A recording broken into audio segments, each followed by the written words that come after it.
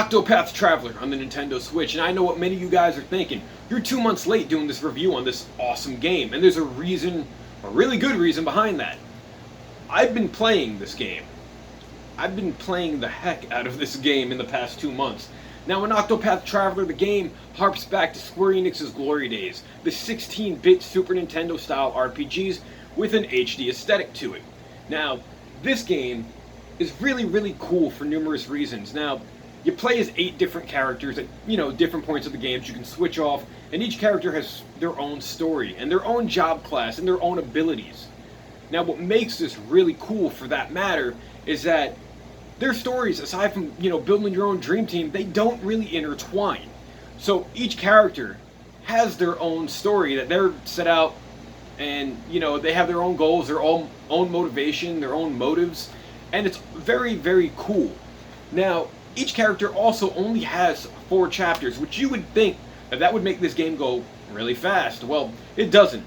I just completed the main story at about 60 hours. Now, the reason behind that is you can't just go in and play through each person's story like Chapter 1, Chapter 2, 3, 4, to the extent where you need to be certain levels to reach, like, the Chapter 2. Like, the Chapter 2 is unlocked after you beat the Chapter 1, but if you go straight into the Chapter 2 and you're not leveled enough, and you don't have enough skills equipped, or you haven't learned the abilities you need to learn or have the armor and the weapons, you're going to be obliterated.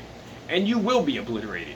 Now, where this game really shines is the combat system. Now, your enemies, they all have different weaknesses. And in order to basically destroy the enemy, you have to learn those weaknesses.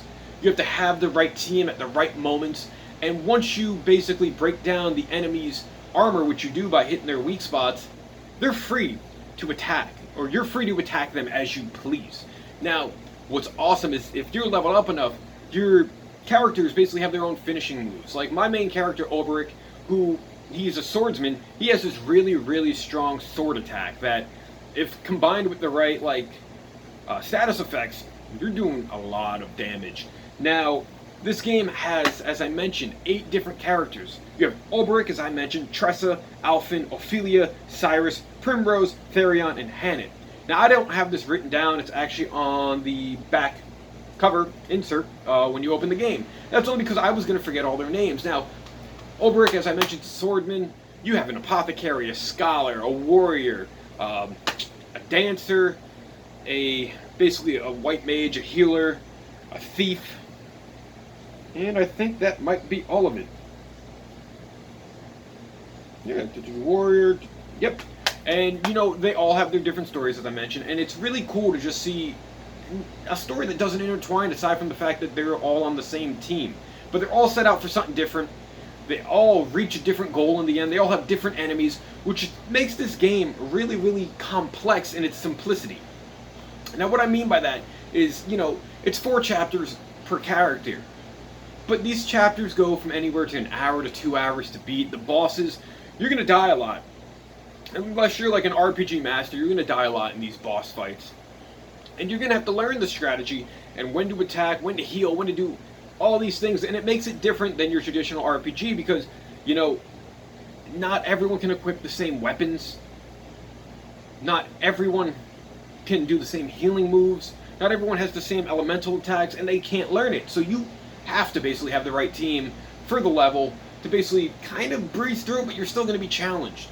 Square Enix outsold this game, and it's up to like 1 million copies sold, and it was sold out when it first came out, and I'm lucky enough to have it pre-ordered, and Square Enix basically realized that they messed up because they didn't think this game was going to be in as high demand as it is. But to play this game in handheld mode and console mode, it kind of just works. Like a 16-bit RPG that's long, it's complex, but it feels so basic.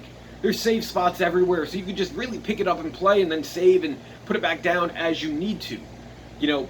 I definitely would recommend this game for anyone who's looking for a good RPG for the Switch or just a good RPG in general. Octopath Traveler will have you playing for hours on end, and you're going to feel like the levels are breezing through, but you're 5 hours sitting down and you're like, where did the day go?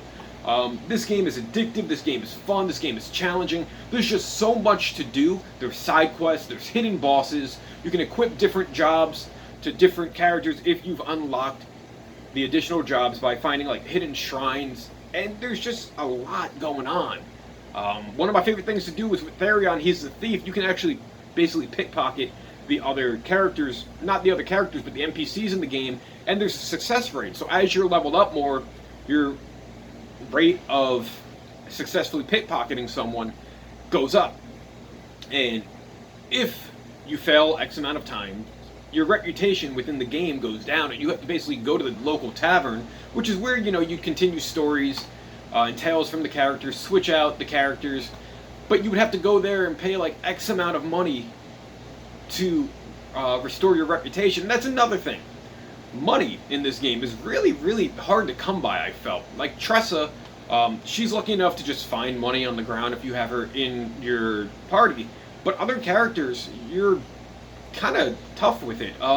There's one move, Bewildering Grace, which is a dance move that, you know, it can basically times your money from that battle by like 2, 4, 5, 10, stuff like that. And that also comes in handy when leveling up, because it can, you get those same type of times 5s or whatever for experience points, job points, which you use to basically learn new skills.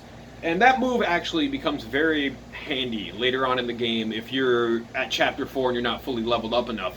But anyway, yeah, the money you kind of just have to really grind for.